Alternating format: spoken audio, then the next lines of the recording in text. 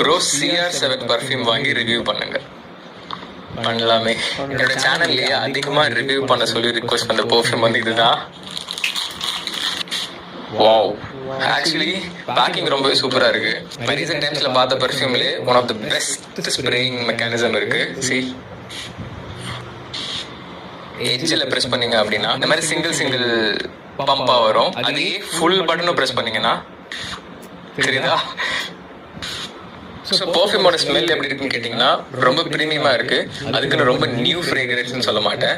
Literally மான் blank emblem அப்புறமா Jaguar classic ரெண்டுத்தையும் மிக்ஸ் பண்ண மாதிரி இருக்குது. ஸோ மான் பிளாங்க் எம்ப்ளம்